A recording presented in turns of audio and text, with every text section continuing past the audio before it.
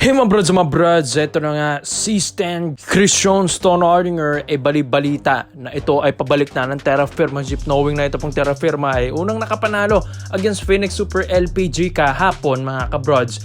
Syempre gusto nila gawin na lahat ng kanilang makakaya, magandang roster, magandang season dahil last season na nga rin ito ng Terra Firma. Tapos dito na papasok yung Star Horse Shipping Lines, yung papalit sa Terra Firma Jeep. Kaya ito pong si C-Stand mga kabrods, ito po talaga yung 6'8" big man na pwedeng maarangkada. Ito pong Terra Firma Jeep, pwede niyang arangkadahin ito papuntang top ng standing mga kabrods, dahil ito pong si C-Stand hindi rin naman basta-basta. Ilang kampyonato na rin ang naibigay neto sa SMB at Barangay Ginebra San Miguel. Kaya ito pong si C-Stand mga kabrods, alam nating balita nga sa kanya na gustong magretiro pero hindi pa nga yun pwede dahil under contract pa ng Terra Firma Jeep, knowing na isa na rin ito sa mahuling season ng Terra Firma. Kailangan ng bumalik ni Stonehardinger or baka ito ay ipitin ng Jeep dahil ito nga kailangan talaga na makuha nila si Stonehardinger kung gusto nilang makapasok ng playoffs ito pong Terra Firma para naman magandang magiging exit nila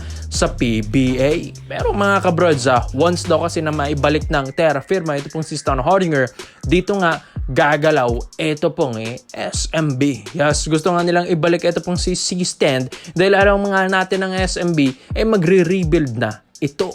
Alam natin na kahit papalitan na ito ng Star Horse Shipping Lines mga kabrods, sinasabi nga nila parang farm team din naman ito pong Star Horse na ito dahil kakuntsaba nga rin daw ito ng SMC Group, pero hindi natin masasabi yon dahil ito nga pong Converge parang yun nga rin yung unang nasabi nila, nakakuntsaba ito ng mga SMC, pero hindi naman nangyari yun. Kumbaga mas lumakas lalo yung Converge at naging independent sila kung paano sila lumalakas.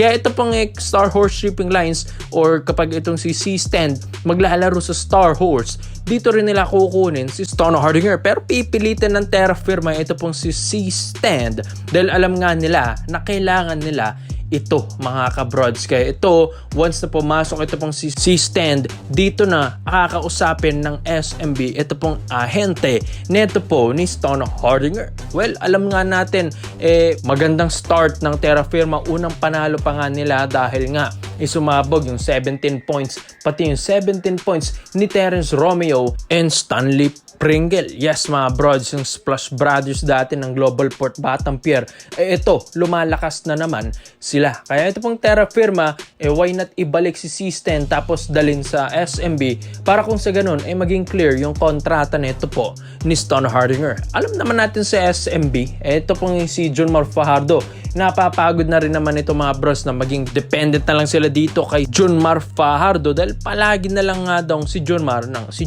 Well, ito pong si Stonehardinger nung nasa SMB pa ito, hindi masyadong pagod si The Kraken Junmar Fajardo. Kaya yan ang kagandahan dito kay C-Stand na natutulungan niya talaga ito pong si The Kraken. Kaya ito pong si Bulldozer mga kabrods, paunti-unti na nga itong naririnig na babalik na ito ng Terra Firma Jeep. Paunti-unti na rin nagkakaroon ng green light ang SMB na magkaroon ng negotiation ito pong kampo ni C-Stand at ito pong San Miguel Beerman. Parang malabo nga daw na bumalik ito ng Ginebra dahil bigla-bigla nga daw itong inalis sa lineup ng Jeans nang walang pasabi. Kaya dito sa SMB, magandang kanyang exit dati sa SMB, wala siyang masyadong hate sa SMB. Kaya ito mga kabrods, C-Stand is back na ba sa San Miguel Beerman? Kaya komenta mo lang kung pinyo mga brods at isa natin yan. Dito naman po tayo sa kabilang balita naman natin mga brods. Ito yung unang panalo ng Terra Firma. Talagang rare itong nangyayari mga brods dahil sabi nga nila huling season din kasi ng Terra Firma. Kaya huling halakhak na nila. Ito mga kabrods, Terence Romeo. Nag-17 points siya nga nag-best player dyan. Kasama niya si Pringle na nag-17 points din mga brods. Diba? Parang bumabalik na naman yung memories ng Global Port Batampier days ng Pringle combination with Terence Romeo. So ang ganda nga na itong mga kabrods. Tapos Luis Anggalang 21 points. Tinalo nila yung Phoenix Super LPG. Ang gandang start nito para sa Terra Firma. Sabi nga ni Terence, gagawin nilang lahat para sa Terra Firma Jeep, hindi sa Star Horse Shipping Lines dahil alam nga nilang papalitan ng Star Horse ang Terra Firma Pero ang focus ngayon ni Terence Romeo ay gagawin niya ang lahat para sa Terra Firma Jeep mga bros. Ganyan, marespeto talaga si Terence sa kanyang mother team. Kaya ito pong si Romeo mga bros, lumalakas na naman, parang ang nangihinayang nga daw ang San Miguel Beerman, ba't nga nala inalis ito pong si Terence tapos kinuha yung Wami Chongson. Dahil mas malabo nga daw, mas maraming naiaambag yung Terence Romeo dati sa SMB kaysa daw kay Wami. So talagang nanghinayang SMB dito dahil simulang inalis nila si Terence tapos si Vic Manuel. Anong nangyari mga brods? Hindi nakapasok ang SMB last season sa playoffs round. So sayang na sayang yun mga kabrods. Kaya ito pong si Terence Romeo ngayon ay gusto ngang ibalik ng SMB. Pero mga kabrods ito pong Barangay Nebra San Miguel pala ay matagal nang nakamata kay Terence Romeo. Tandaan nyo ba dati ito pong si Coach Tim Cone nung ipapasok niya sana yung Terence at Calvin Abueva sa Gilas, Pilipinas? Yes mga brods, isa na yon sa mga signs na ito pong si Coach Tim Cone paborito rin pala ito pong energy ni The Beast at skills ng isang Terence Romeo. Hindi nga lang natuloy nun dahil hindi pala sila nakasama sa lineup na binigay or pinasa ni Coach Chot Reyes na 60-man lineup mga kabrods. Kaya ito pong si Terence Romeo ay hindi na ako magugulat kung malipat man ito ng Barangay Nebra San Miguel, knowing na ang ganda pa ng start ng Terra Firma, ang ganda pa ng start ni Terence, best player agad, first game pa lang. Kaya ito mga brods, ito pong prime ng Terence Romeo ay parang nangyayari na naman dahil kakaiba kasi ito pong si Terence, galawan pa lang, scoring pa lang mga brods, consistency pa lang ng isang Romeo, makikita mo na dun isa nga ito sa mga highest scorer ng SMB bago ito na trade.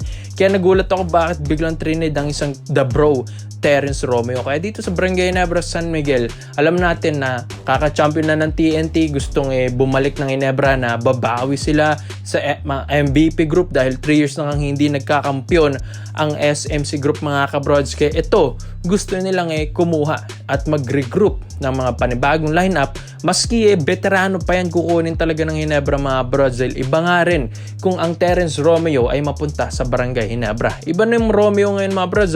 Dati kasi diba may attitude dito, pero ngayon wala na. Naging focus na sa laro, mas nag-i-involve na siya sa mga teammates niya, and ito, nagiging leader na rin ng isang koponan. Kaya yan ang kagandahan dito kay Romeo. Nag-evolve talaga yung laro niya mga kabrods. Kumbaga, mas veterano, mas ingat at mas efficient na Terence Romeo na ang nakikita natin sa laro. Hindi na yung parang bakaw palagi, diba mga kabrods? Kaya yan ang kagandahan kung makuha ito ng Barangay Nebra San Miguel. Dahil makakatulong nga ito kina Scottie Thompson and RJ Abrento sa backcourt rotation ng triangle offense ni Coach Tim Cone. Kaya maganda kung itong si Romeo ay isa sa pwede mong maging starting 5 dito sa Barangay Nebra San Miguel. Dahil ang TNT nga, binabalak na rin yung Mikey Williams. Why not ang Ginebra rin? Balakin na kunin ng isang Terence Romeo. Dahil nga, walang Brownlee, walang RHJ. Kaya ito, gusto nilang kumuha ng mga best scorer sa liga nila. Kaya komento mo lang opinion mo dito mga brods sa Terence Romeo to Barangay Ginebra San Miguel. Salamat po sa panonood mga brods. This is Phil Basketball. Yun lang. I'm out.